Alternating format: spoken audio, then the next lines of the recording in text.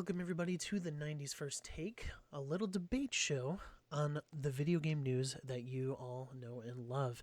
My name is Mike, your host, and really quickly, thoughts out to Jelly and to Joe, my usual co-host, the usual host for the show. He had some family stuff that he's going through, so thoughts and prayers out to him. So I have two panelists here joining me here today. You heard him last week. Josh Collins makes his return. Josh, how you doing today? Doing great. Ready for the back-to-back. The back-to-back? You ready? You gonna win these debates today? I think my record shows for itself.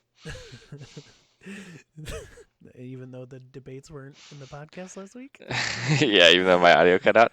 Hey, I'm perfect. I'm undefeated.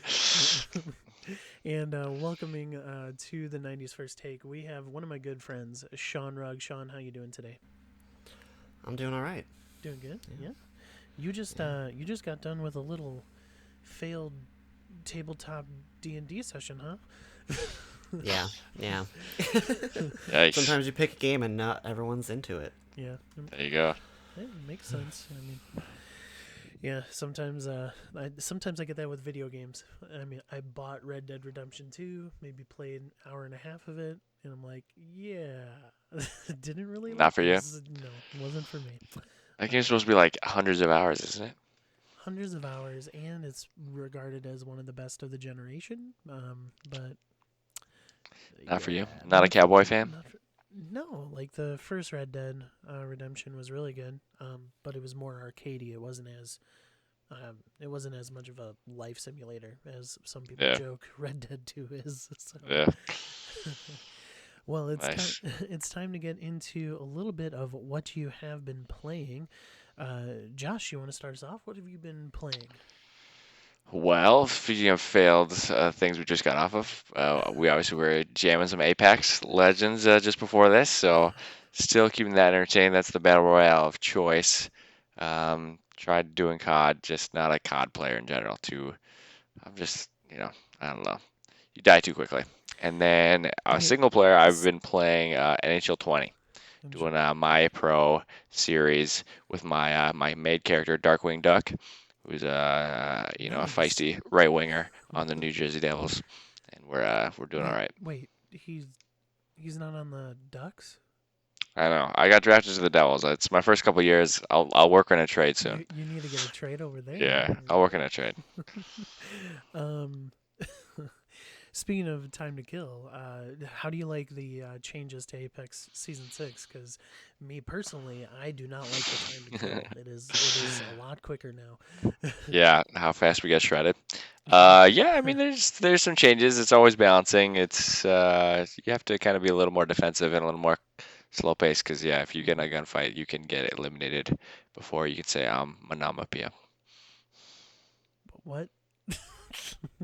I'm Manama Pia. I don't know. Mississippi, something like that. Whatever. You die quickly. You do die quickly. Sean, what have you been playing recently, my friend? I've been playing way too much Divinity Original Sin, both single player and multiplayer. I've got like 3 separate files going on, and that game takes like 100 hours to beat for each one, so it's been a mistake. It's been a mistake. It's real good though. It's real fun. So the question is, what characters have you created? What style have you been running? Yeah, I've been going with like they have like base like narrative characters you can play, and I've been doing them. The one I really attached to was a lady who like a bardy lady who's pre-possessed by a demon, and she's there's a lot of things going on with that, but I usually go roguey with these kind of things. Okay. So I did that first off, and then me and my roommate in our other thing where we're going like the hardest mode, I'm being like just a summoner class. Okay. Make other people do the work for me, and get crowd controlled immediately. So Big fan. that's kind of like the healer type, right? No, not necessarily. The way it's kind of like you summon a bunch of like auto attacking totems, maybe like once per turn, and then you can get like a little servant that you can use other spells to boost, because it's like a turn-based tactical RPG. Who like an XCOM-ish. who made Divinity Original Sin?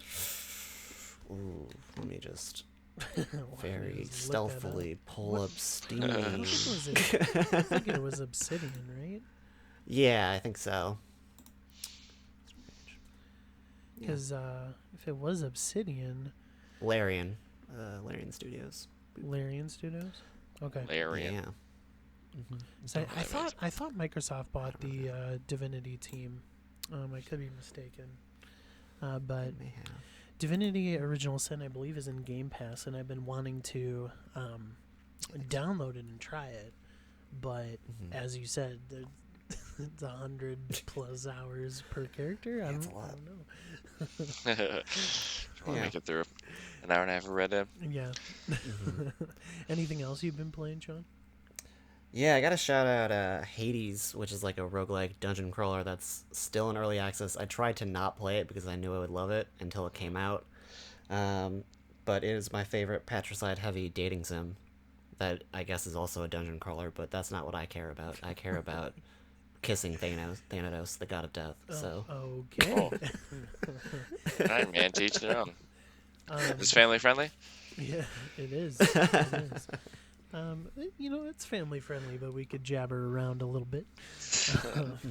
A late night recording. Nintendo Switch got Hades to come to their console first.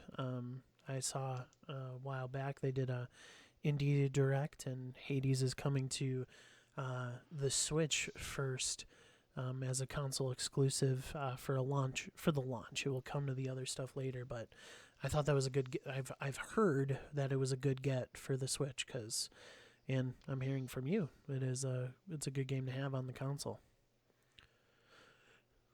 Nice. So you could take your dating sim on the go.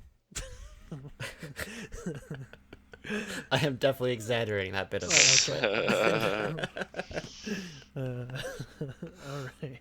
Well, for me, just kind of like what Josh was saying, I've been playing a lot of Apex Season 6, and it's certainly a lot of fun. I have some gripes with some of the changes, but all the changes you adapt to for, the game that you love the most. So that's where I find most of my time. I am very excited for next week, September 4th.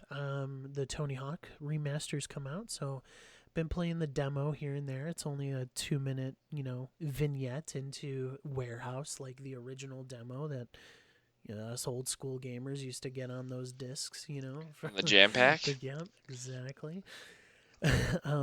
But yeah, it's the same exact demo. Feels great. I think just my muscle memory hasn't come back into play of just being able to shred. People just mash manuals Yeah, right. and combo grinds. Get that 900 in, and then you just Christ air. Christ air, McTwisty something. Anyway, Fruity Loops. I'm super excited for that game, so I throw on the demo every once in a while. And then I've been playing a little game called Drake Hollow, which was just announced during Gamescom, and it released the same day it was announced, and it went straight into Game Pass, which shout out to Game Pass.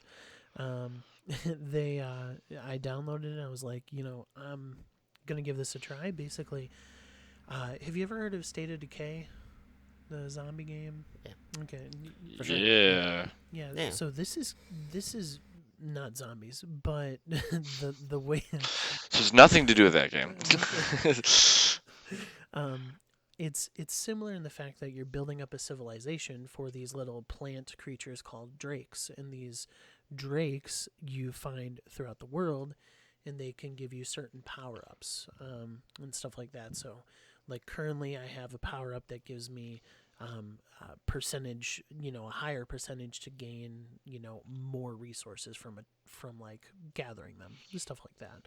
And then you build up your like entertainment, you build up your health, your food balance for the drakes that you're kind of taking care of. And you just kind of go throughout the world adventuring, and trying to find more drakes to save and have them help you, continue your journey. And so far, it's been pretty fun. I'm only like maybe an hour in, but it is certainly something that I see myself continuing. It's Game Pass. It's great. That you could just, games just go right in. You just download in, check them out. I've also downloaded Spiritfarer. Have you heard of that, Sean? At all? I forget what I've heard about it, but is it kind I of know. Wind Wakery? It sounds like, or just Yeah. like in genre. Yeah, Not- so yeah. I think it has some similarities to Drake Hollow. You're kind of building up a boat, and you're doing that to create resources. It's a lot of resource management and everything. So, got really good reviews. So that went into Game Pass right away and downloaded it, and then I haven't tried it yet, but I'm gonna be trying the new Battletoads soon. So Battletoads. gotta try out the new one. I've heard some really really good things. So Is it like the same thing as like the original or the Super Nintendo version? it's It's just side scroller. it is. It's a brawler. It has some some 3D levels where you're just driving. But other than that, yeah, it has the same type of style. It only has 3 Battletoads when the older ones had 4, I believe, or maybe I thought there was only 2 maybe, uh, but I I'm don't not sure. think there was 2. I think it was 3 or 4. But Okay. regardless, but yeah, it's apparently has some really good humor, some good writing, and Rare is usually good with their humor and storytelling. So I I remember playing Battletoads on the Super Nintendo, and my friend had like this custom controller that had a turbo button on it, and I don't know what it did, but whenever we were Battletoads, we'd always jam the turbo button, and I think it just like mashed A really fast or something like that. But like it just had a turbo button. it's a, Like how oh sick is my, that? I know. I remember. Yeah. I remember Like some. if you just want to go to ludicrous speed, Yeah, just hit it. I remember some PlayStation controllers in the back in the day used to have that turbocharger. Apex Yeah. used to have that turbo button, and I would press it, and it literally did nothing. Yeah, like we didn't know. I think it did something in Battletoads. I can't remember what, but we just loved it. Uh, all right. Well, anything else to add? No. No, All my right. mic unhooked, but I checked and I'm still recording. All right. I had to You sure? re-record, but just yeah, I see blue. Okay. I did it. I move too much. I need to get a wireless headset. I move my hands too much when I talk. All right. All right. All I'm right. ready to win a one-sided debate today. Whoa. All right, Ooh. I'll be on your team. Uh, all right, time to move on to the news recently. The biggest thing was Gamescom this past week. Some really big announcements, and it started with Gamescom Live with Jeff Keighley, and some really, really neat trailers, really neat news stories to come out of that. Did you guys get a chance to look at some of the stuff that came out of Gamescom? Not really, to be honest. I just browsed through it, so I only kind of caught the highlights you did. But um, yeah. What do you think stood out? Well, you talked about Halo and the new Switch. No, that's not from Gamescom. Uh, all right. All right, Sean, I'm leaning heavily on you. Ooh, that's. I don't normally watch these things because even when I do like something, I like to go in without watching like any trailers or anything. But some of the things I heard about and then like looked into um, was the Gotham Knights trailer. That was from Gamescom, correct? Maybe, No. maybe, and a Dragon Age thing. Dang it! The Well, Dragon Age. Dragon we're Age. 0 for Start 2. there. Dragon Start Age there. was? Yes, start Well, there. that's unfortunate because Dragon Age also didn't really show anything. It's way too early for them to be showing anything, and of course they didn't really. They were Yeah. just like, we're making a game. We have concept art because Get that's the hyped. stage we're in. But I mean, I guess it was good to see that they actually have a bunch of like diverse people behind the scenes in the game. You know, Yeah. so Mhm. that's at least something that's important, especially for that kind of game because they rely so heavily on story. So. Yeah, and I totally agree. Just having diversity in games is something that's been wanted, and uh, extremely lacking over the majority of video games. So I think it's really cool that they're kind of meshing that into their storyline. But yeah, you're right. It was literally just some concept art with BioWare folks talking over it. Hey, we're making a game. It's definitely very early in development. Sea of Thieves got dogs. Did you guys know that? I did see that. Can you pet them? I'm sure that would have been in the trailer for sale. You can snuggle them, I believe. You can Wow. be Alright, pet, you could that's show acceptable. affection, and generally appear as a cute friend. So, Excellent. That seems to add a lot of value. yes. Mm-hmm. A lot of World of Warcraft stuff got announced. Sean, were you ever into World WoW? No. No. My WoW MMO was RuneScape, unfortunately. RuneScape. So Whoa, don't say unfortunately, man. I had 30 minutes of internet as a kid a month that I could use, and you better believe I used every single minute on RuneScape. Wow. There you go, Josh. No, RuneScape, not WoW. Now, wow. What's the difference? Between WoW and RuneScape, Yeah, I don't know. mostly the graphics. RuneScape are terrible. RuneScape didn't get a movie. Yeah, it did get a poor movie remake.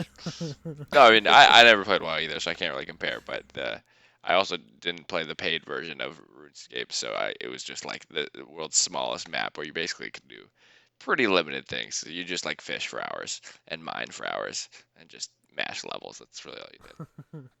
All I did. Okay. Moving on. Lego Star Wars: The Skywalker Saga got delayed over to spring of 2021. That was supposed to come out this holiday, and I believe the delay was because they are working on the next generation versions. So there's that. Yeah, some other stuff. I saw one of the things that I wanted to highlight was there's a co-op adventure RPG called Haven that will launch right I on did catch that one. Xbox Series X. That one looks really cool.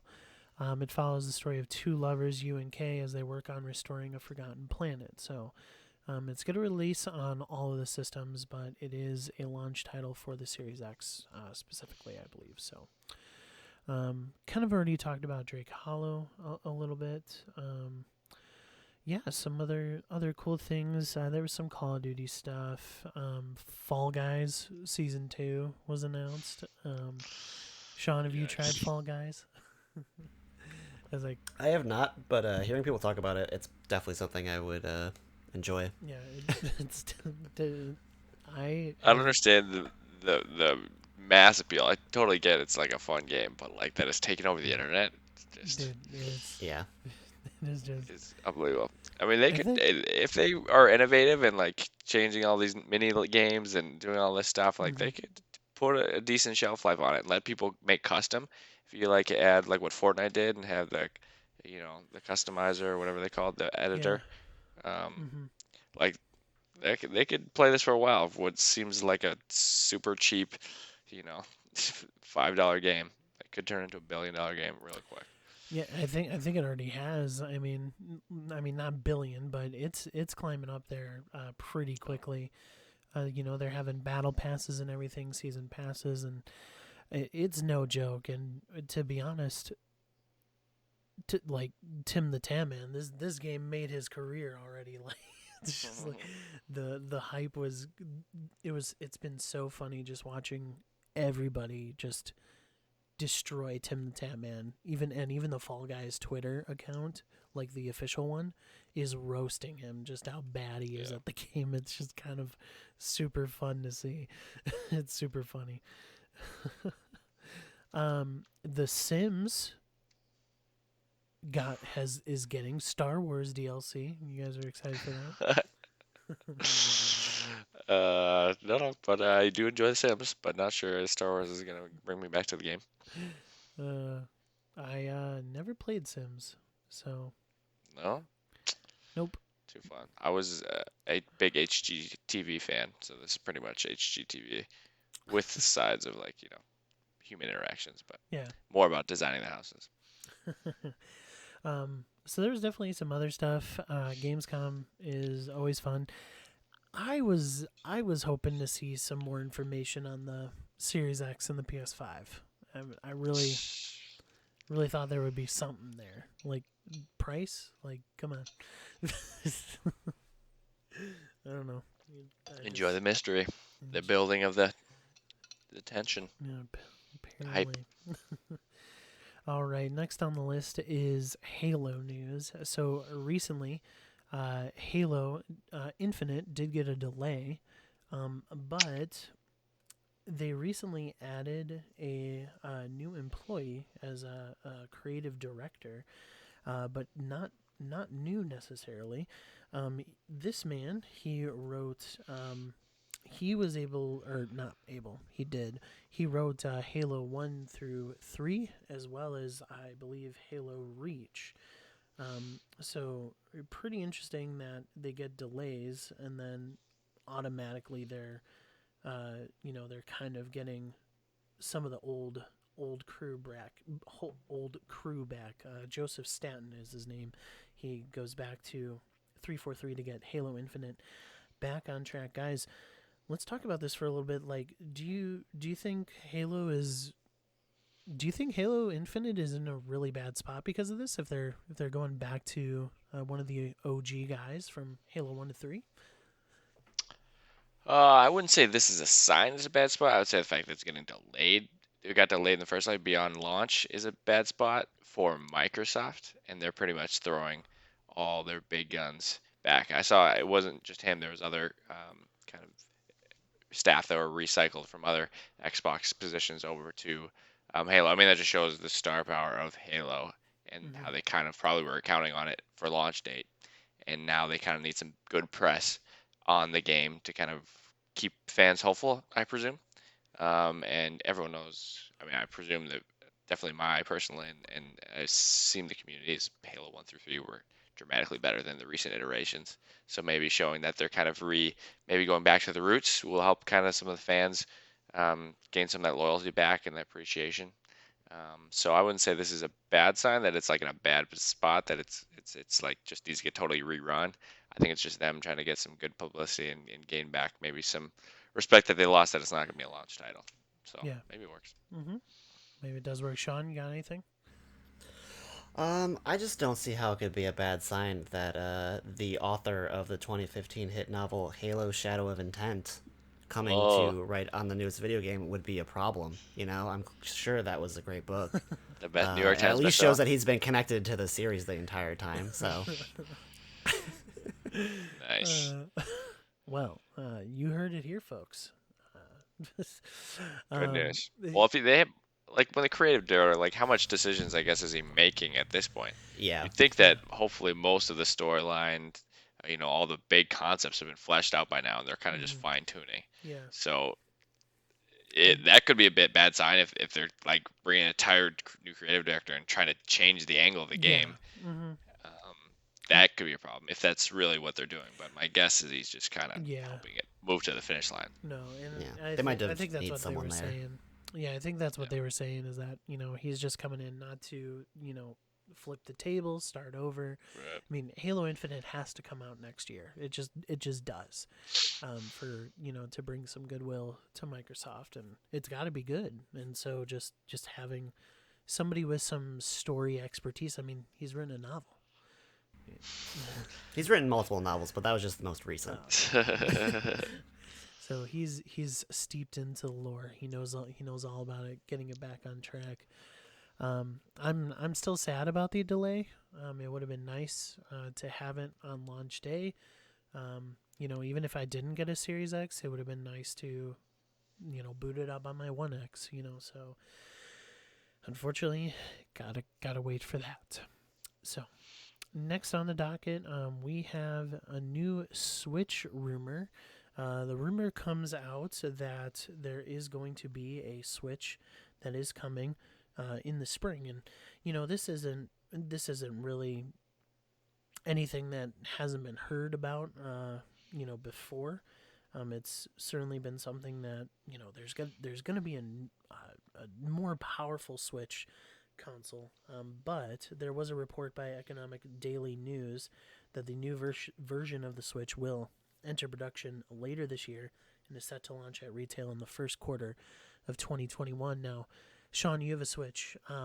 We're gonna get into a little bit more of a debate on the Switch here later, but your Switch now, what upgrades would you like to see in a new model? I mean, other than just basic battery life stuff, I mean, I don't really know hardware design stuff. But if they are gonna release a new thing, a little bit more power. I think the reason, like a big thing, I would have gotten Divinity Original Sin 2 probably about a year ago or whenever it came out on the Switch if I hadn't heard that I had like some performance issues, especially because I could have played with other people, and it's definitely a game where I could, if I see a game and I'm like, at all, I want to maybe not play this on a TV while I'm laying down on my couch, Yeah. I want to get the Switch version. And I think that's, I'm not normally like a graphics person or whatever. Nintendo makes it work. But if they are, I think the only reason to redesign the Switch is to either make it smaller, give it more battery life, or make it be able to like perform the various ports they're getting. Yeah. Mm-hmm. Yeah. Yeah, you make a good point. I mean, The Witcher 3 is on there, but the Switch, it's kind of in potato mode. When you when you compare it to the One X or the PlayStation. What you got on this, Josh? Yeah, I don't own a Switch, but yeah, I mean Nintendo's bread and butter never is performance, so a little surprising that they're kind of trying to compete on that basis. I think everyone knows that if you want to do hardcore gaming or high, res stuff, you go for that PlayStation or the Xbox title or console. But maybe they're just kind of just trying to keep up and kind of patch this system over while they're working on the next generation. Just with all the heavy duty games coming out, they obviously want to still have a piece of that game market. So if they can increase, 4K, I think that's something that attracts a lot of people. I don't think the current Switch is 4K compatible, right? So maybe No, it's not. getting onto that, that's probably not a big drive of a lot of Switch players, but maybe it'll at least kind of gain some market share still, and not, by getting those new titles that are coming out and be able to keep up Yeah. with it until the next evolution comes out. Yeah, I mean, it's interesting. It doesn't have the graphics. It doesn't have the, high end gaming that, the Xbox or the PS4 or PC, obviously. But that thing is selling like hotcakes. Like you can't find it anywhere. It's Animal Crossing, man.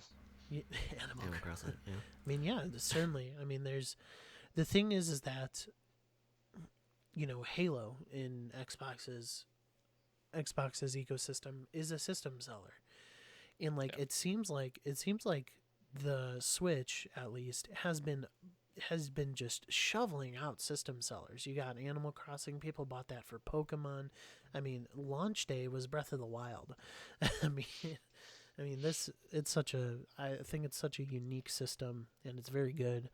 Um, we may have to revisit that, get it maybe later on our leaderboard. Who knows? um, Spoiler alert. spoiler alert. Yeah, I mean, I don't think. I think you guys are right. I don't think the Switch has to be a 4K system, because, as you guys said, Nintendo's not always done that. But it might have to at least get true 1080 when it's docked. Get some a little power behind it, because majority of people right now are still gaming in 1080. I game in 1080, but I have a 75 hertz monitor, because I play mostly first person shooters. But I don't think everybody's clamoring for 4K yet. Yeah. You guys agree? Agreed. Great. Awesome. You guys are awesome. You guys are awesome. All right. Thanks. You guys ready to duke it out here? Yeah, one of us has to be less awesome then. Ooh, who is it going to be? It is time for Test Your Might. All right, this is our weekly debate section of the show where our two panelists here will go neck to neck and chat about some spicy topics. Neck to neck, No, well, head to head. head Who to goes head, neck to neck? You have to like wrap neck your and neck around neck, somebody. neck and neck. What? Yeah, it's neck and This is neck if this is it's a snake close, fight. but if you're fighting, it's head to head, not neck neck. All right, What is this, Michael? we'll edit that part out. Yeah, I'm Or not no. necking anybody.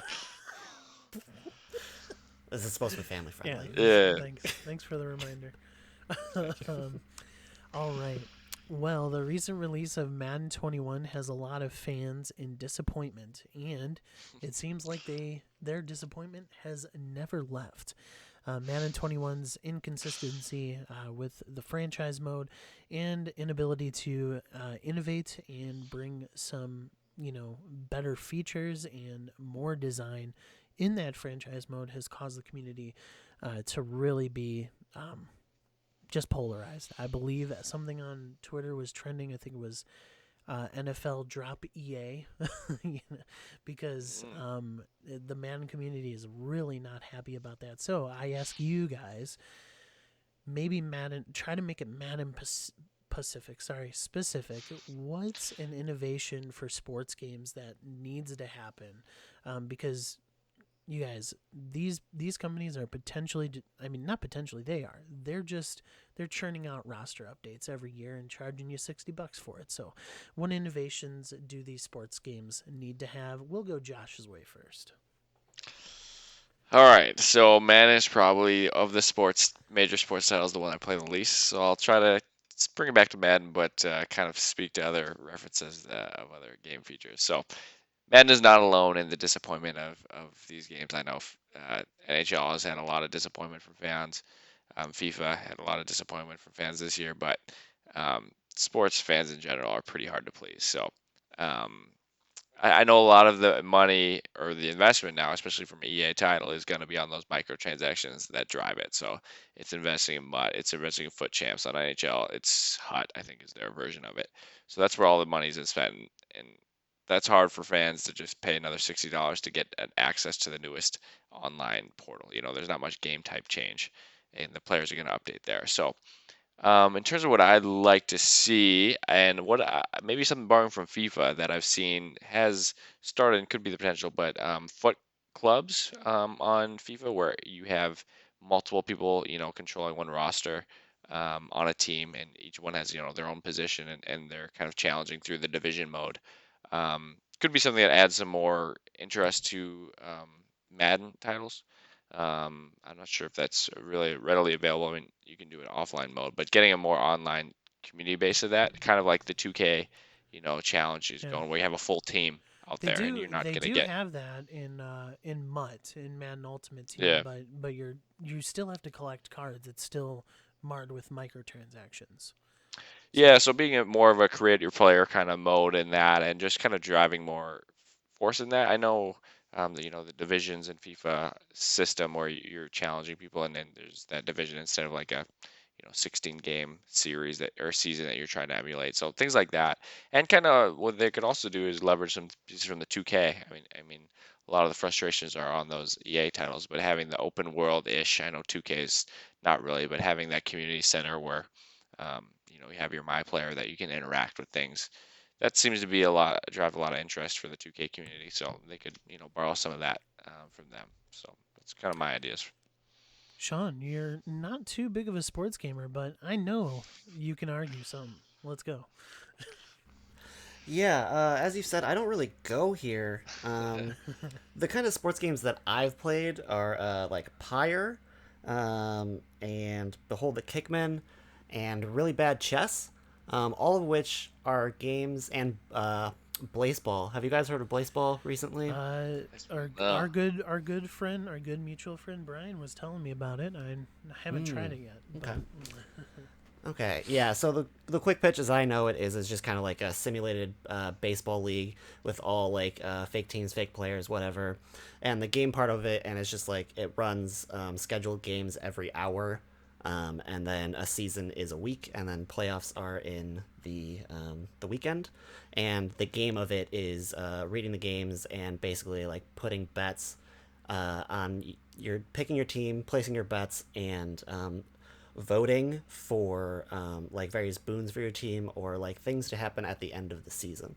And I think all these games I've referenced may have something to give to a sports game, maybe even a Madden. Huh.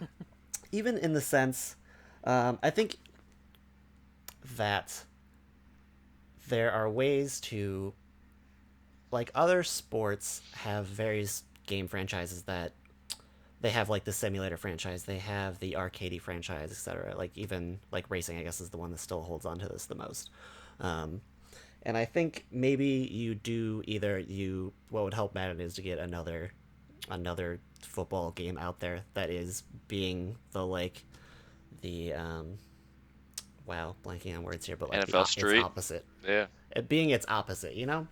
Mm. Or it can maybe adopt another mode that does a little bit of one of these changes, either having like a way. Either I can't imagine them making like their whole new league, um, but maybe that is more likely than what I'm about to propose. Is having something where you have one of those kind of like baseball boons, um, like boon systems on top of, so they have you have your regular roster, and then while you're going through your season, maybe you can vote for something like if this season wins at the end, if this team wins at the end of the season, they ascend, and you figure out what the heck that means at the end of the season. Hmm. Um, or just various ways. I know, don't they have? I know like some of the NBA 2K games have like a more like personalized story mode, right? Yeah. Does Yeah. Madden have anything like that? Man, I believe 21 just implemented a little bit more of a successful career mode so far, but it doesn't really harken back to the days of superstar mode, back in Madden '07 or something like that. Mm-hmm, mm-hmm. Yeah. I'm thinking maybe something like that. And if all else fails, they should just make the hero shooter of football. Give us an Apex Legends, but instead of it being a shooter, each individual player has their own specialty or whatever, and you get a little arcadey that way. Nice. People like hero shooters. People like Madden. Two great tastes that Just taste mix great them all together. together. Hopefully, Yeah. I don't know. I'm not the one with the money or the coding experience. All Speaking right. of getting arcadey, I have my brother has a what is it, Oculus? I think he has the one, and they have like a simple VR football game. If they could move Madden to VR, that's probably one of the games that would translate most of all the sports games to a VR mode, where your joystick and is all throwing motion, at least from a quarterback perspective. Hmm. And they That's already true. Yeah. use VR in the actual NFL pretty routinely, so they could patch some of that over. And if you have a VR mode, that might get some people a little more interested.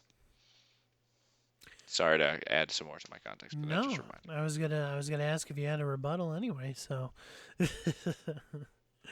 no worries. So we have Overwatch Madden on one side, and then we have VR Madden on the others. A lot of those things you proposed, I believe, Madden has done some type of thing with that kind of style, but it still needs some more innovation.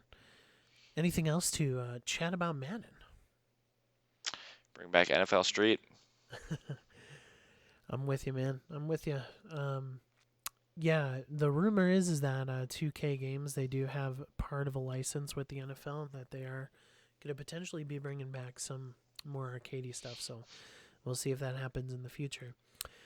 Next up on our docket here, and we'll go Sean's way first. Marvel's Avengers, Square Enix game, kind of a games of service, has announced a $10 battle pass for each hero, including the DLC heroes. Now, don't get me started on Spider-Man being exclusive to PlayStation version of this game, but I'm not even going to join this argument, even though I really want to. Sean, let me hear your side on whether or not this is a good business model, having a $10 battle pass for each and every single hero in Marvel's Avengers. I think it can work. My most like free LC, or man, can't think of any other situation, but like freemium game is League of Legends, where like all of the paid content and like all their money was coming in from just like skins, just cosmetic changes until they went all super like esports with it. So I think that's still a model that can work, and from what I see, that's mostly what they're going with. I think the problem, and I think you can also sucker in enough people to pay that much multiple times, especially if you can convince them that. Um, are there any like is there any like story things attached to it at all, or is it just cosmetic stuff? Because that's all I've seen so far. My thought is that there's no story, and it's just Okay. cosmetic. So Mm-hmm, mm-hmm. that's my assumption. Yeah, yeah. Well then, yeah. I mean, that could still totally work, I guess. If it's the real question is it going to make them all the money that they want? Um, Other than no, nothing ever will. But maybe this will satisfy them enough for a while. I think it could work. Um, but also, when I was thinking that there was some, I think they could maybe attach a little story thing aside to it. Sure, it wouldn't like it wouldn't affect the main story all that much, but I think there is precedent in comics for this sort of thing to work in general. I mean, what is like there's Civil War, the Civil War crossover arc for the Marvel universe, but then there's also the little arc that the X-Men have, or that focuses on the reporters, or whatever. And I think, or that Spider-Man got, he got two of them. I think if you could attach a little thing like that, it would probably incentivize people a little more. That like, sure, it won't affect the main story, but it'll give you something to attach yourself to the character if you really care about them. Very, Hopefully, it'll make you care about them. very good argument. A lot of things that I didn't even consider. Josh, what do you have in rebuttal to that? Rebuttal. Free LC, as Sean called it, never heard that, but it's a nice title, is clearly where all games are going. I don't think this is a question of whether they'll make enough money, because apparently everybody's willing to dish out money on skin. Me, as your resident thrifty spender who loves all these free LC games because I haven't paid for a game in like 3 years, and still use the default skins, and I just am more than happy for other people to pay for my content. So in that aside, all for it. More people, I think they'll make money for it. I think where it differentiates is where you're actually paying per character. So it seems like you're locking in using a specific character for each season, right? Mm-hmm. Because you're not, unless somebody's going to buy multiple for everyone, which seems a little crazy to be. So So it's keep in 20, mind, 30, 40. keep in mind, I don't think there's a season here unless, I mean, they haven't detailed any of Okay. that. And this is a $60 game on top of it. Yeah. It's not free. Yeah. Yeah, I mean that kind of goes ever. So then you're expected to kind of buy all these characters because nobody's gonna want to. The premise of the game is right. You'd be able to use them all. Um, so you're gonna have to spend $10 additional per character to get the best skins, which everyone loves doing, on top of a $60 game. I think it's gonna make them a ton of money. I think that's a little aggressive to do on a paid title already. I think the skin element is designed to compensate for that free entry point, so the pool of players who are in are already smaller. Um, yeah, I mean, I don't understand the skin market and why people love skins, but people keep buying them. So if they do add and want to get some more people within the game, I totally agree with Sean, and adding some story or some sort of actual like gameplay element to it might incentivize some more people and get more quality out of it. But if they're just trying to get money, it's gonna work. All right. Sean, anything else to add on top of that? Uh, making me double rethink about the idea that you are going to have to pay separate for each character. It might feel like you're going to be spending set amount of time with a character, probably. And I guess it depends on in the game how often you're encouraged to play different characters, or you're incentivized to play the same character over and over.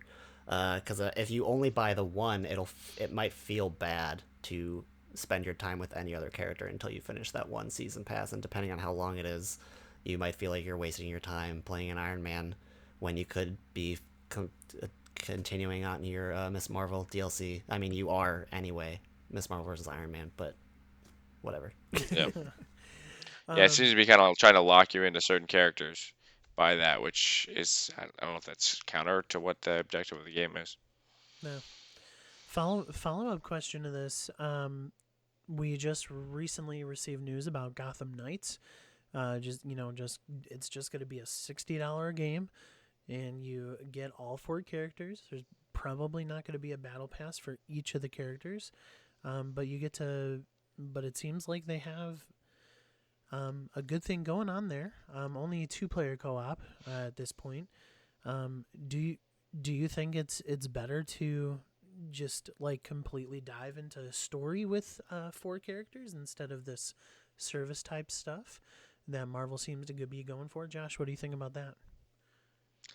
Yeah, it's a different angle. I mean, the Batman series seems to be more story driven. I mean, the Arkham, which is one of your best favorite games of all time, the story element of it is what draws you in, not necessarily all the gameplay. I mean, the gameplay is obviously still good to balance it. So, seems different angles to deal with. I think I'll be curious to see which one does better because the other one is probably going to mimic it the next time around. The Gotham universe, I know what I read about it, they seem to be kind of starting here and potentially to stay in this universe for, continuum. So maybe they do this, story-driven title. If they see the Marvel's Battle Pass work, they say, okay, let's move our universe into kind of looking more like that, and you just keep the open world, get that, service type or something, because they have to change the model. I don't think you can have just a pure story mode game and have it based on money on skins. I think people who are into the story type games, they just want the story, right? They just want to play through. They're not there to flex the skins. In order for you to have skins have any worth, it's only valuable if you can show them off in front of people. So, with only one other person doing it, at least that's my understanding of it. John. Regarding that very last point, I feel like there's people definitely find still worth it. I don't know how marketable it is though, but I mean like games like Fire Emblem routinely have multiple like just skin packs for people that want to replay through or just do it the first time. So I think there's still an angle there. I think even the Arkham games might have had something like that. I don't know how like popular they were, but I think they existed at least. I you're bought also the right. Adam West costume. Well, there we go. Good. All I think you're right. absolutely right. You can't just graft a lot. Like you can't just graft many types of like pay systems on top of various types of games, including especially a first person one, a story heavy one, not first person, but one to 2-player story driven one. I think the main draw about like what kind of game you're making is like it also kind of defines what kind of tone you can work with. A lot of Batman properties go darker, and I think it's harder to do if you have a huge party of people, and like especially if you're branching into the larger DC universe, to keep that kind of tone if that is what they're going for. I mean, they have the Red Hood in it, so I assume it's going a little darker, even though they say quote unquote he's using non-lethal bullets. Non-lethal bullets. Nice.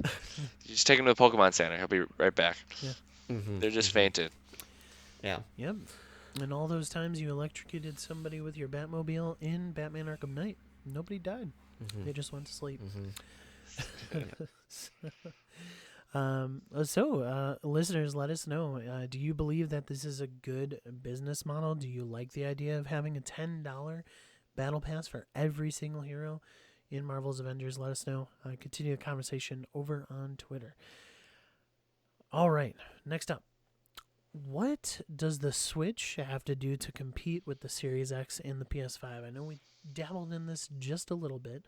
Nintendo is not necessarily going to try to push for that 4K. But guys, what things do they really need to get out? Is it just purely this new system, a little bit more powerful system? Maybe ones that don't have Joy-Con drift or anything like that?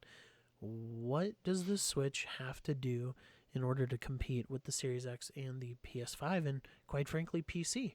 Sean, let's go your way first. I don't think it does. I just don't think it does need to compete. They already kind of isn't. And like I was saying earlier, as long as there is a part of me and anyone else in the world that sees a game and says, "Ah, yes, I would like the ability to play this game on a Switch undocked," they're gonna be fine. Like no matter what it is, as long as it can run the thing and eventually it'll come out onto that. There are so many games I've waited to play on the Switch that just haven't come out to it, so maybe that's what they need to do is maybe ask more people to come over and work on their system. But other than that, I guess the only other thing, although it would have been the only other thing, but that Joy-Con drift, please fix that. Is being having their just stop being so obtuse with online play. So, what do you mean by And that? like it's just like they're very weird about how you do connectivity with online Switch games, and like some are better than others. They found like a what I think most people find as a happy medium for Animal Crossing, um, but like the way that the friends codes worked, what how any kind of online communication works. Do you have to have a separate app to talk to other people in Splatoon? Those kind of things. Um, it's always a little weird for most of their games, and if they could just hammer down some of that, I think it will. That's maybe one area they could really improve on. Josh, Sean says that they do not need to compete with the PS5 and the Xbox Series X. Disagree? Agree? What do you got? Yeah, no, I'm mostly in favor of pretty much all the points there. I think the big thing about online play is, yeah, one thing that Nintendo in general never really has focused on, and because it's all, title-driven games that are more self-play, self-contained, that aren't much online. So if they want to get more to the online play, for sure, they gotta spruce that up. But it depends on what you mean by compete. Do you mean like should they sell as many systems as Series X and PS5? Because if that's the case, they need to come with a new system because most people who have Switch probably have bought it by now. I don't know how much more titles people are going to sell on it. And with their current system, they just need more games that would appeal to a broader market. But I think most of the people who are interested in a Switch probably have one by now, unless they just haven't been able to get one because of the limited supply. But in terms of just competing with playtime, like I don't think they need to be like Series X or PS5. I think Nintendo strives the best in just innovative games. The Switch itself is still pretty innovative. I think there's still plenty of titles that can take advantage of its system and mechanics. I'm a little tentative of the Switch kind of push performance in like the new version. I think like the only time Nintendo's really tried to compete on a hardware basis was like way back in the day we made the Virtual Boy. Like that was the only time where they had a system that like was, just in terms of performance was the best on the market, and that failed. And Nintendo realized that's not why people buy our systems. Our people just have to have fun playing games. So they focus on that, they'll do fine. Okay, we got our first Virtual Boy sighting. Thought that was coming later I'm on. not sure if that's the reason it didn't sell. Well, I don't, I'm not saying that's the reason, but that was Yeah, like the time that yeah, Nintendo said, "Hey, let's try to push the yeah, yeah. technology side." Yeah. Whereas they're just reinventing, reusing different ways to use the current technology, and they're using Sure. outdated technology in Yeah. new ways, and it's more fun for people.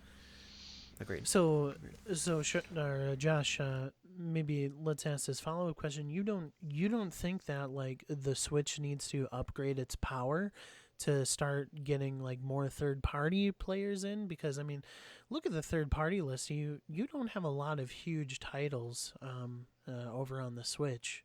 They just choose not to go over there. You don't think they need a power boost come the spring with the new model potentially? Not necessarily, because I think those huge titles aren't what people who play Switches look for. I mean, they're not looking to play Call of Duty. They're not looking to play Halo. Like big games like that are not their style. So if they have a bunch of smaller independent, they have tons of. They're not wanting for games by any means, I would say. Maybe they're wanting for big titles, but I don't think that's what drives the community on Switch. Um, and me personally, like if I were to buy a new system, I would probably buy a Switch in that sense, and it wouldn't be just because of a specific game coming out. I think there's a huge swath in just the coolness of the Switch in general. Like I think it stands on its own. Sean, anything about that?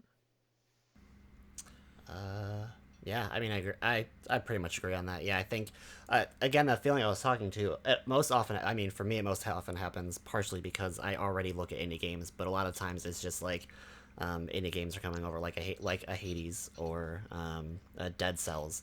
Oh, You would see that and Dead be like, ah, Cells. yes, this looks like it would be good to come over, and they usually get those. Yeah. I'm usually not wrong about waiting, you know. Hmm. Yeah. So Yeah, the Switch is definitely an indie powerhouse. If it weren't for Game Pass, I would probably be playing most of my indies over there. But being subscribed to Game Pass makes it pretty easy when they just get flushed into there.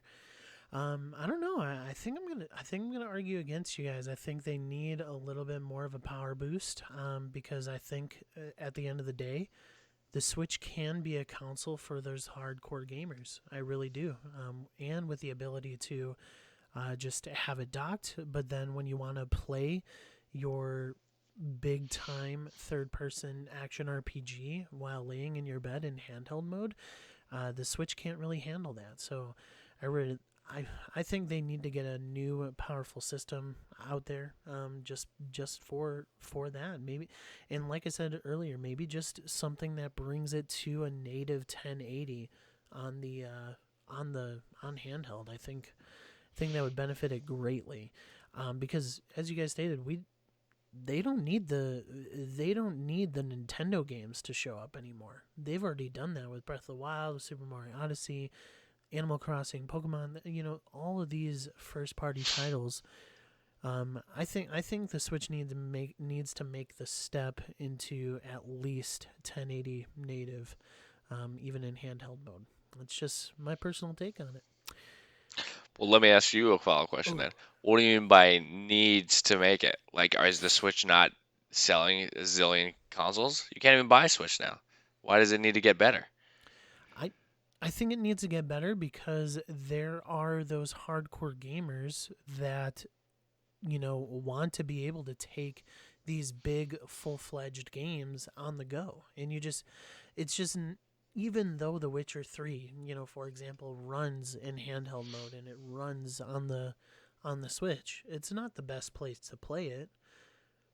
People want that experience on the go. That's my opinion on that. Sorry, I don't have water here. I was getting choked up. I got some. um, Anything else, guys, on the Switch, competing with the Series X and PS5?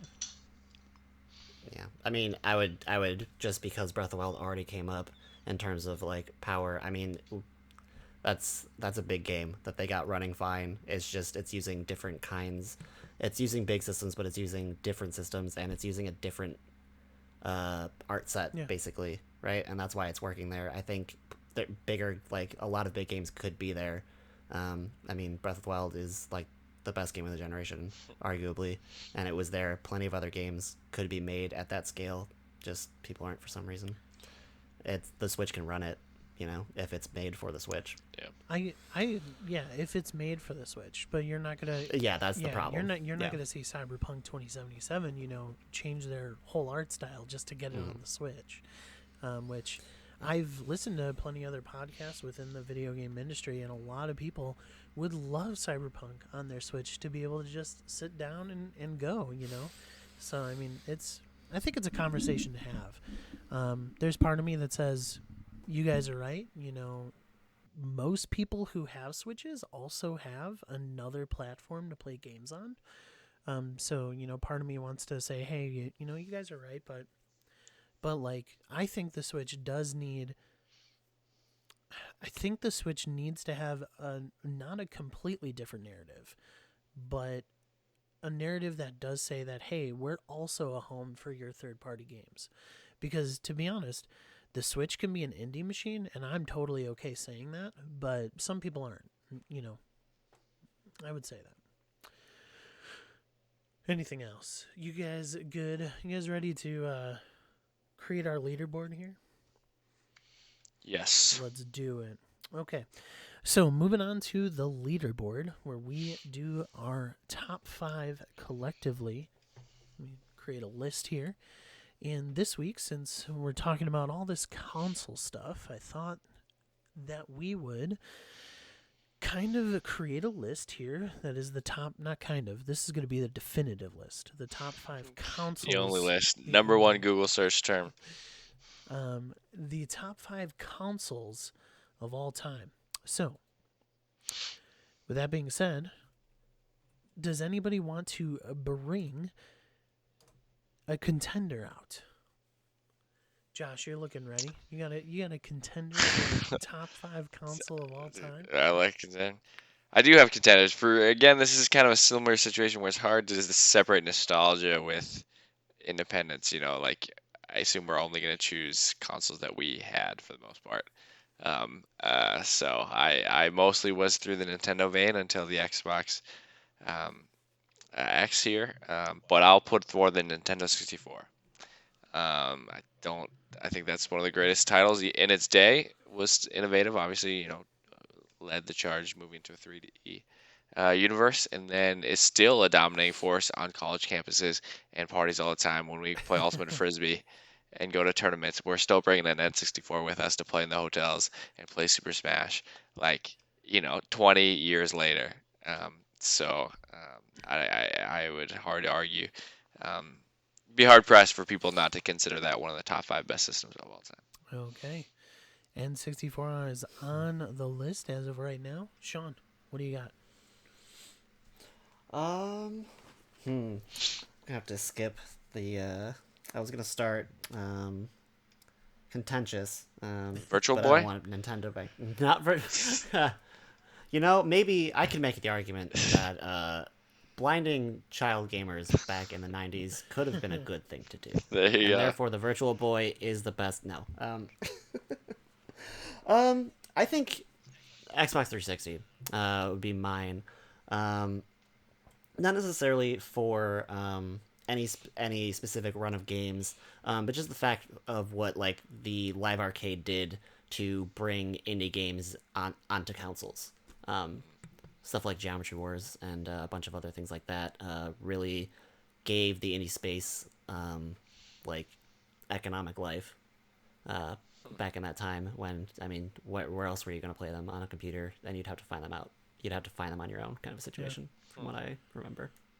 I Interesting. think that's a pretty cool angle to look at because 360 came out with some bomb games, like just some amazing games. It was a 7-year run that had some great memories. But the live arcade, I remember just sitting with my friends playing Castle Crashers all the time, like just Yep. just. I mean, you may have joined in that at the Hurlberts, Sean. I don't. Yeah, probably. Probably, but, like seriously. Interesting. 360 was a great system. And brought the Red Ring of Death. Yes. That's true. That's true. Yeah, I mean, the 3 of my top games of all time, like Arkham City, the reboot of Tomb Raider, Assassin's Creed 2, like they're all on that 360. So some good memories. All right, Switch. Switch to what? Yeah. TV or handheld mode. I have to put the Switch on this list. Just me personally. I think, and we talked about it already, the innovation of being able to just dock it and it'd be right on my TV right away. Having some of the best games of all time already, with Breath of the Wild, Super Mario Odyssey, and having the ability to take that on a go. I think it's such a unique system that deserves a top five spot in my opinion. So, Nice. all right, Josh, bring us another contender. So I'm between 2 here. Question whether I go to the handheld space because I spent so much time playing handheld games on the Game Boy Color. Would probably be the one I'd propose. Potentially the Game Boy Original, but I was just a little bit beyond that generation, I think. So I definitely played my fair share of that, but it was mostly a hand-me-down from my dad. So I'll instead go to the Wii though, The Wii. and to keep the Nintendo space. And I could be talked in and out of it, but still, I think isn't it the number one best-selling console of all time? It is. Um, so it's hard to argue with those kind of numbers. And not necessarily there's a big content specifically, but even the simple titles, Wii Sports they came out with it, Wii Resort, those simple games, like spent plenty of time playing that. And even with my family, Yep. that was like one of the few video games that we could get everyone interested in. And we even had a Wii Fit balance board, and that Yeah. had Yeah. some fun Yep. mini games on it, like simple games like that. It wasn't the big titles that kept me interested, but it was just a system for everybody, and that was some cool memories. So I'd put it up there, but it'd kind of be a fringe top five. All right. We getting into the top 5 as of right now. Sean, what do you got? I've got a little bit of a memory issue here. Uh, I want to either put in the DS or the 3DS, because I think the memory issue comes on like which games came out when, that sort of situation. But I think either one works because of one, there are a ton of games in there in the handheld space. Two, the two-screen innovation was pretty cool, and they did some nice things, some neat things with that, and like using the speaker, like the microphone situation for those who had it.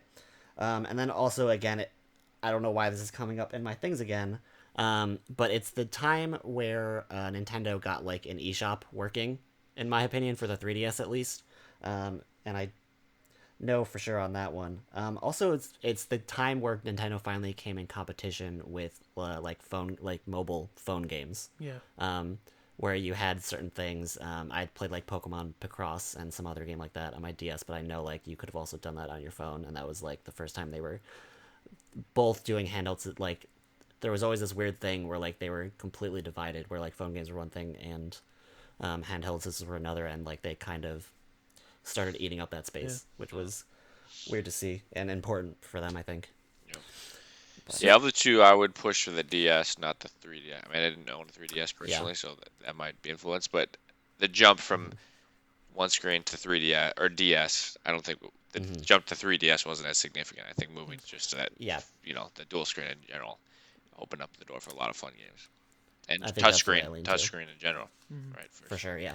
Why don't we put the 3DS just because it could play all the DS games? I mean, why don't we just kind of round it up, up to the 3DS? Yeah.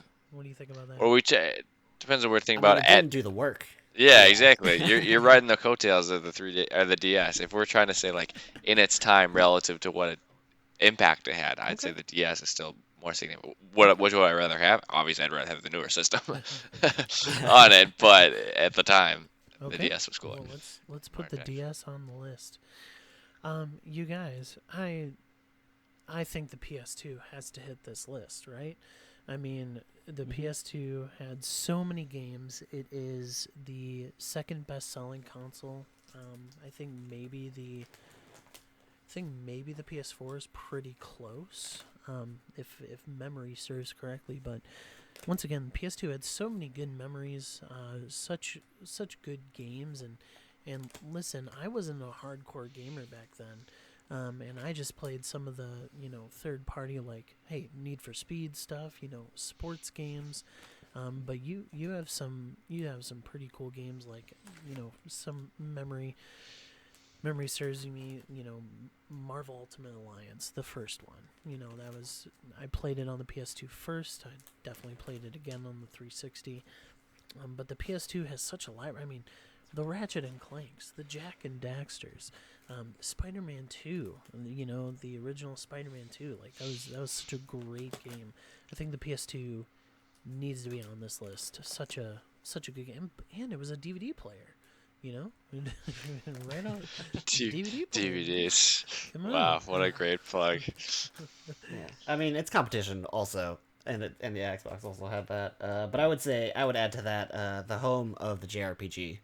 Home of the JRPG, yeah. You are more of a hardcore gamer than I was in the PS2 era. I mean, you got Kingdom Hearts 2, which... Battlefront. The original, Battlefront 1 and 2, you're right there. Just some iconic games come from the PS2 era. I remember the Prince of Persia games. I have those. I literally have those right here. I also have Dragon Ball Z, Budokai 1 and 2 for the PlayStation 2 right here. So PS2, a great system. You guys, we think we have our top 5 already, or do we need to propose some others? Josh, do you think we're missing something here? I mean, it's not really our generation, but how far back? I mean, the original Nintendo, was incredible. I think Duck Hunt is still the best. Well, no, maybe, what's that game called? Yeah, not Tetris. Tetris, I think, is the best one of the game, but like Duck Hunt is like top 5 all time. And what an iconic game to an animation. Nothing has done that ever since. So I have a lot of good memories on the original Nintendo. The Mario series, Teenage Mutant Ninja Turtles. Yeah. What else? The thing is, Chip and Dale Rescue Rangers. Games like that. So. E.T. E.T. There you go. Legends. No, that was on the Dreamcast. What? Was it on the Dreamcast? Not the. Are you proposing the Dreamcast or the NES? No, but you said ET. That was on the Dreamcast. The original ET. Or the Atari. No, Atari. Never mind. Yeah, the Atari, right. Wow, this is a video game not podcast. Genesis. We might need to stop. Well, this is past our generation. That's what I'm saying. Do we even bother going that far? Because it's kind of stretching our back. I played it a lot as a kid. I mean, someone should go back that far, but I don't think we. Yeah, maybe we don't have the third. We should know. We should have an open slot for like old system here. Yeah. We're not educated. so, I mean, Right. Sorry. What about the Super Nintendo? I mean, I grew up playing the Super Nintendo and the Genesis. Yep. Are those on that list?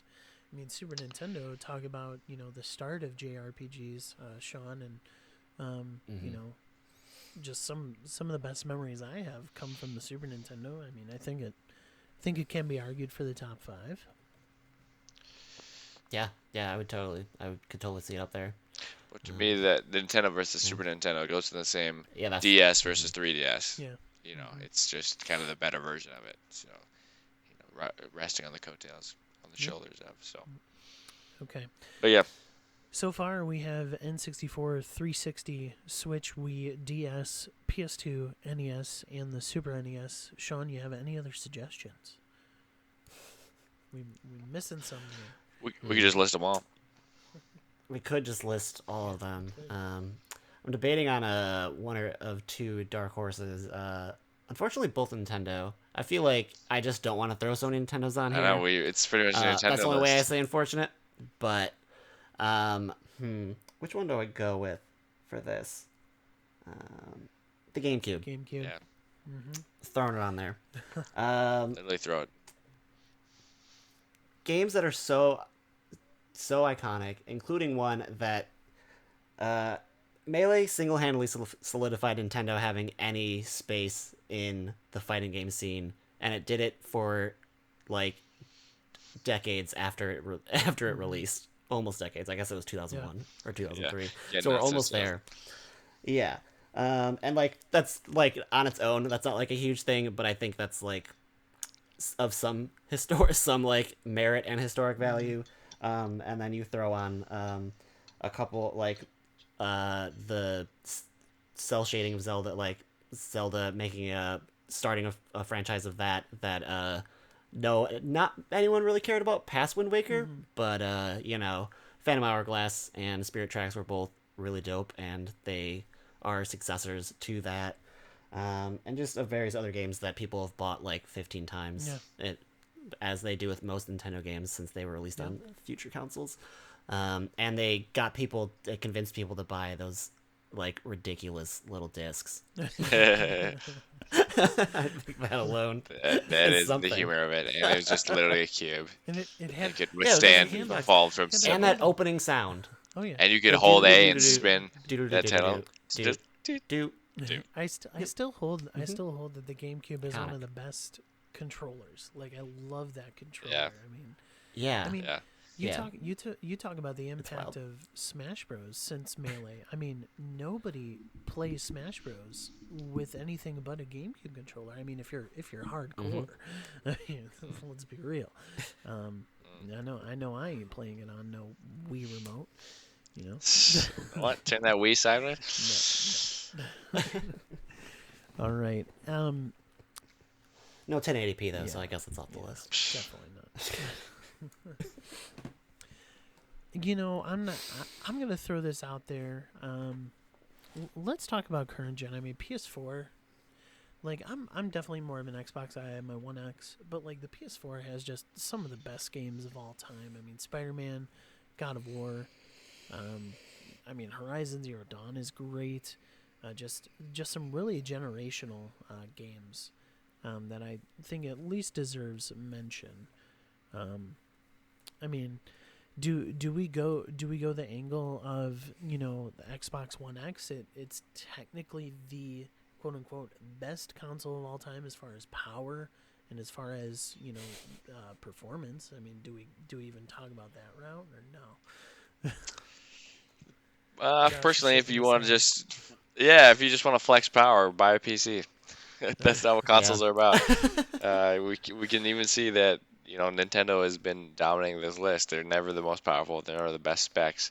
What you look for in a console is innovative gameplay and, you know, fun with your friends is what you're looking for in a console. Okay. You're not totally looking for the best performance or you and even necessarily the best games. I mean, they all come with good games, obviously, but the console experience, what makes a console is kind of its innovation and its kind of Hmm. uniqueness. That's what makes a console great.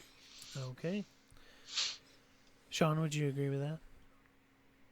I'd agree with that, and maybe add a little dig to. They certainly have the most expensive games, but best, I don't know. I mean, were they even the best of their year?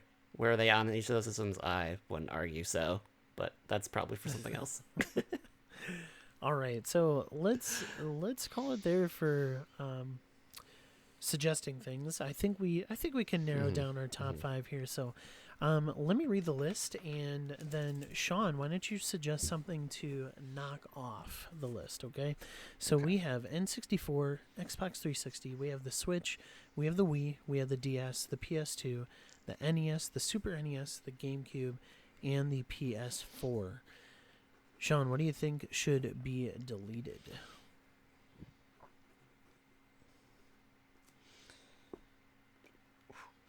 Um. Ooh, I lost track at the end, but I will. It pains my nostalgia, but I can, and I know there are concrete differences between the NES and the SNES, in terms of like impact and the move to 16-bit, etc. But I think um, we only need the NES on this list. We can get rid of that SNES. Get rid of the Super Nintendo. Josh, would you agree with that? Mm-hmm. On board. Okay. I somewhat agree with that. I think just the way the NES created the home console future. You know, I think it Mm-hmm. just may have to be on there. So, deleting Super Nintendo, Josh. What console do you think we can remove? I will get rid of. Well, I guess not the most recent generation, but personally the PS4. I think it didn't really bring that much to the table besides faster and you know some titles that were kind of cool, but I think that's not necessarily unique to them. I think every system has better titles or good titles in their era, um, and just with the tiebreaker is it Okay. that unique to play? And I would say not really. All right. Sean, would you agree with that? All right. Yeah, we're on similar All places, right. me and Josh. Sounds good. I will remove it. Majority rules there. Um, what do we got? Let's see. Um, I think I'm going to remove the DS. I just think personally, I didn't have a lot of huge memories of the DS. It's certainly up for debate with those wide bug eyes I just saw. Um, I don't know. Would it? I think you just have. I personally, I have more memories with N64 with the 360, even the Wii. I mean, how many hours did I play Wii Sports? Just like, and it came packaged in the box. Right. Even PS2. I have so much more memories with that, and even NES, even GameCube. Like I just personally, I think there are better games, cooler innovations on here, and just better rock solid systems.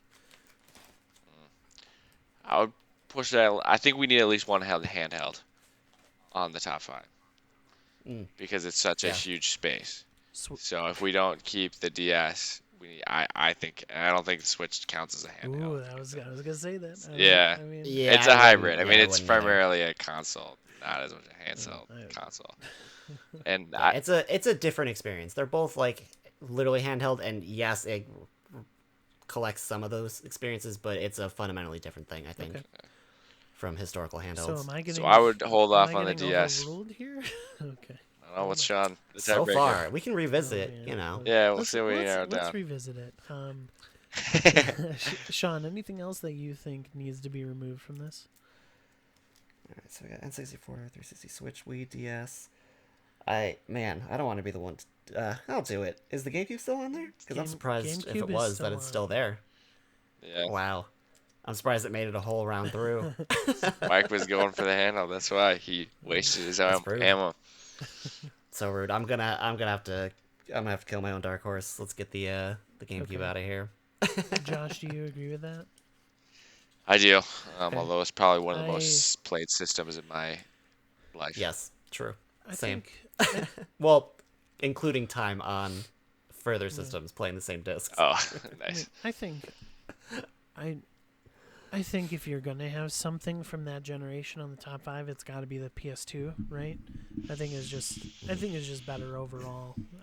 So I agree. Even though I love me some GameCube, I just bought one actually recently. So, all right, Josh, delete. We have two more to delete, and then we have our top five. So, let me remind you of the list. We have the N64, the Xbox 360, the Switch, the Wii, the DS, the PS2, and the NES.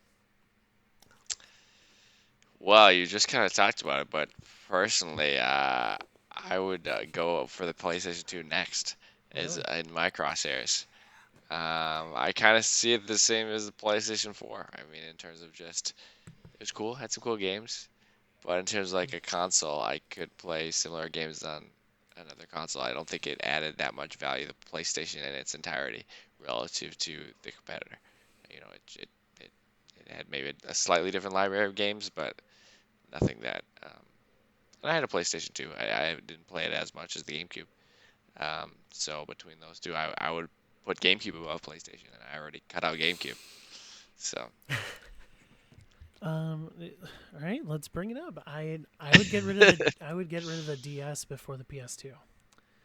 I I mean I think as far as like the experiences and the games that the console put out, yeah, Josh, you're talking about innovation, but at the end of the day, a console is to serve you memories of the video games that you play and the times that you have playing with those friends. So, I mean, I think the PS2 is just a little bit better than the DS.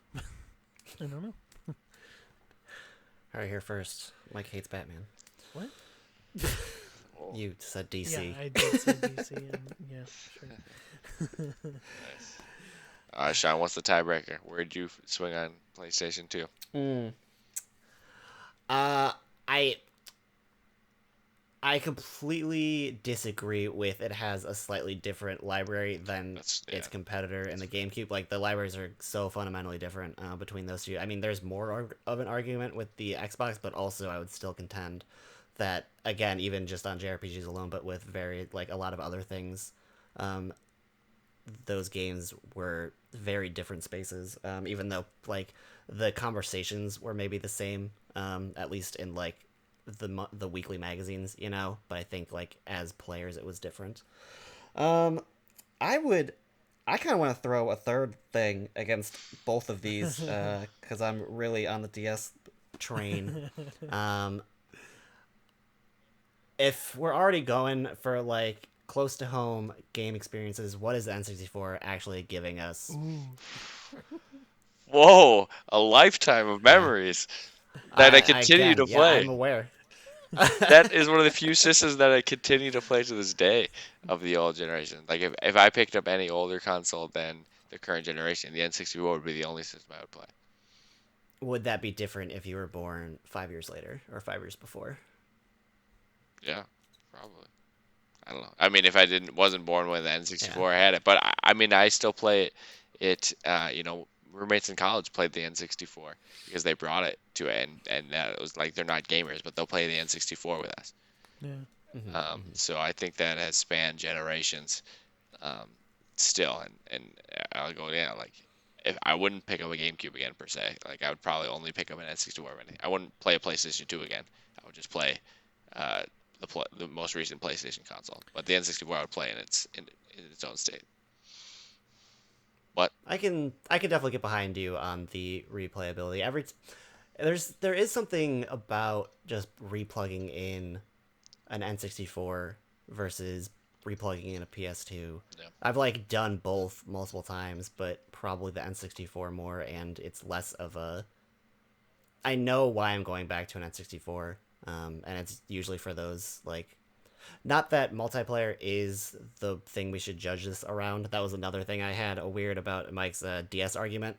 But yeah, I think if we're gonna let nostalgia dip in and like those kind of experiences and remembering the move to 3D, I think I'm actually converted to N64 over PS2. Really?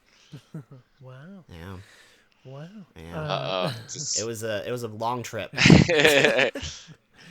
Uh-oh. So Mike, PlayStation 2 is hanging by a limb. I would personally actually argue PlayStation 2 over. Actually, no, I wouldn't. Over 360 was gonna go as next. No, I don't. But then I remembered where. I think the 360 needs to be on this list. I mean, I think it. Like, I think Sean's initial argument with the Xbox Live Arcade paving the way for indie scene, but the 360 is by far, the console that I played most split screen on. I had so many memories of, just playing Halo 3 even, and that was one of the initial games that came out. Like I think 360 it destroyed that generation. The PS3 didn't even come close. I mean, it had the same games obviously, but PS3 was way behind. I think the 360 needs to be on there. Let's That is really the system I played the most that I never owned. I will say that too. yeah. Let's divert a little bit before we get back to the PS2 and DS argument. Look it over here. Look it. Don't pay attention to you murdering my PlayStation 2. So, although I think the Switch is certainly innovative and one of a kind type of system, doesn't need to be on this list. I don't know. I think we really have some heavy hitters. If we're talking about Nintendo systems, I even think the Wii may need to be above the Switch purely for the fact of how cultural the Wii was. Like, yes, the Switch is cultural, but your grandma had a Wii, like playing Wii bowling, that type of thing. So I maybe delete the Switch. Would you guys agree with that? Yeah, I mean, I'm definitely. Go ahead. Yeah. Sean. Oh, sorry. You go ahead. Oh, okay. Yeah, I would definitely put Wii above Switch just for that cultural conversation that you were having for sure. Going to deletion, I'll throw it to John. Yeah, no, for me, the Wii was a title I played so much on, but it's hard for me to get out of just like those couple big games, like there was kind of only a couple titles. So in terms of the breadth of the library, Yeah. it didn't have that much replayability. Like, would I go back to playing a Wii now I think about it versus a Switch? I don't really play a Switch much often, but I could see myself going and playing back a Switch more because it just has that portability, that transition. It kind of the Wii is kind of gimmicky, I guess, right? It was really cool in its generation, but so I could go either way. But both of you, I think the argument for Wii over Switch is fair. So all right, I'd be okay with that. I definitely think Switch. I like your argument there, Josh. I think Switch is a better console, but as far as just the cultural impact, I think the Wii's got to be on there, and I just have that feeling, that gut feeling. So let's delete the Switch. We need to delete one more here, and it seems like it's coming down to It's the PS2. well, I feel like we've already discussed it. What's the one you're gonna put up, Mike? We'll give you one contender for you to try to save the PlayStation 2 and sacrifice another console. What are you I sacrificing? mean, the DS isn't a console; it's a handheld. No, I'm just kidding. Well, you could try that again. It didn't work the first time. Okay. If you two are both DS heavy hitters, then let me make this argument. Based on Josh, based on your and Sean too, based on your arguments of the N64 kind of paving the way for 3D graphics, and it launched with Super Mario 64, one of the most iconic, a lot of people's top 5 games of all time, even Ocarina of Time's up there, and that came out a couple years ago. What about the PS2 over the Wii? Because your argument there, Josh, you know, out of the handful of games that you played on the Wii, it was just like Wii Sports, maybe even Brawl. Um, let's talk Twilight about the Princess. PS2 versus the Wii there. Like, what do you think? Because apparently the DS needs to be on this list.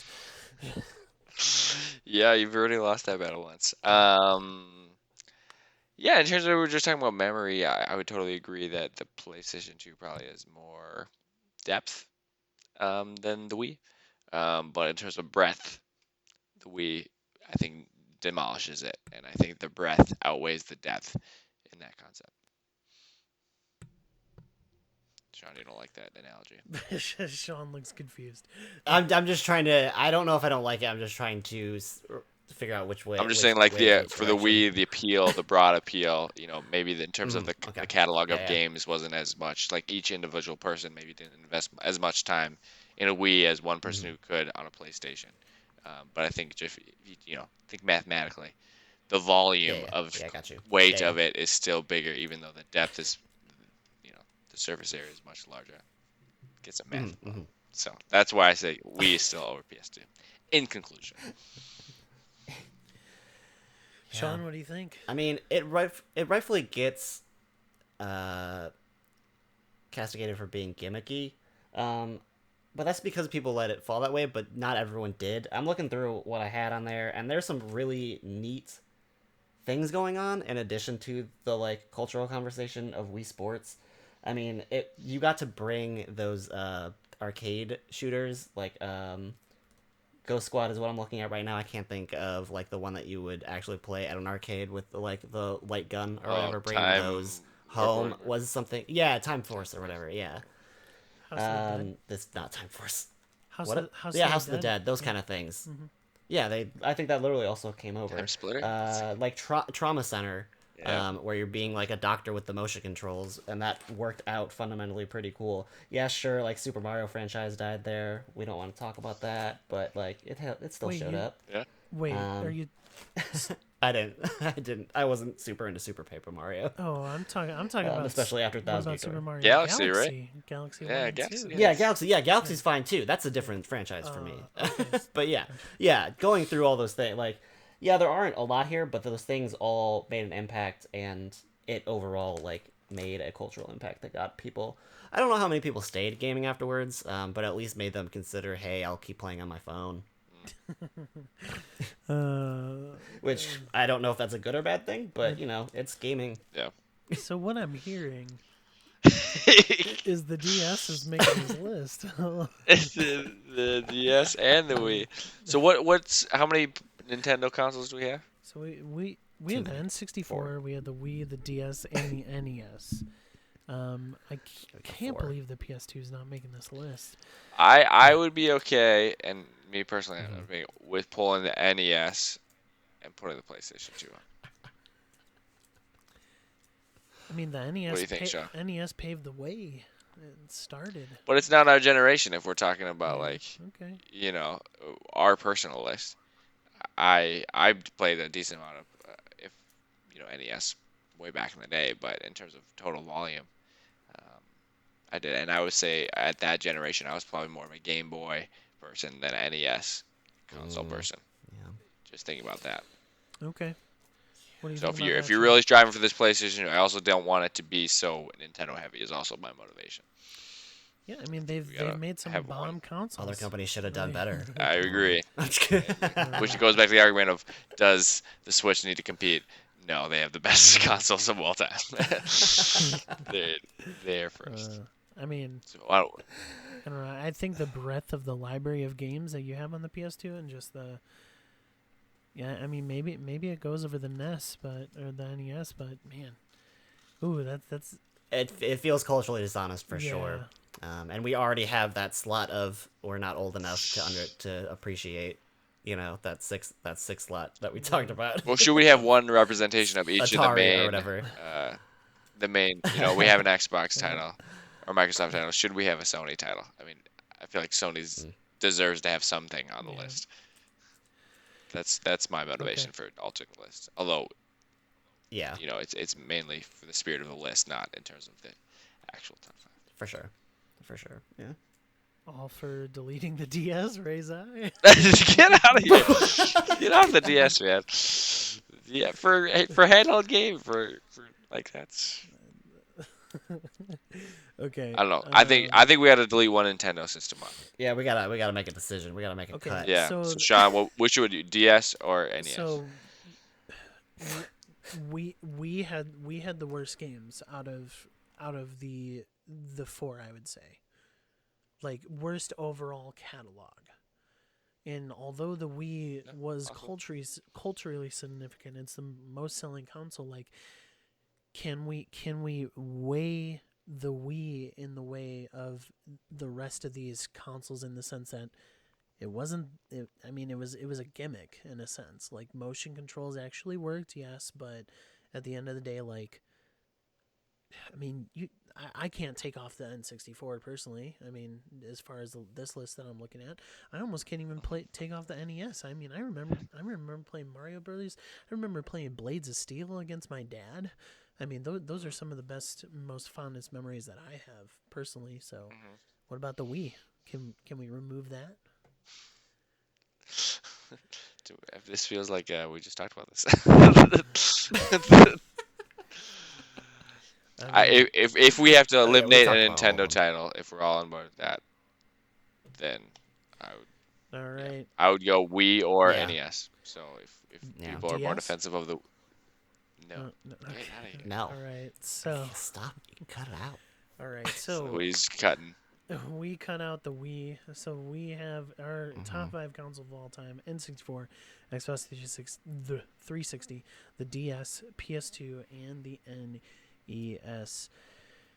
Gentlemen, we did it. We narrowed it down to our top 5. This is a definitive list, and it pains me to say that with the DS on there, but it is definitive. Wow, you got your PlayStation too, so I don't want to hear anything else, even if you run this show. Okay, so help me. All right. Well, you guys, this has been another exciting episode of the 90s First Take.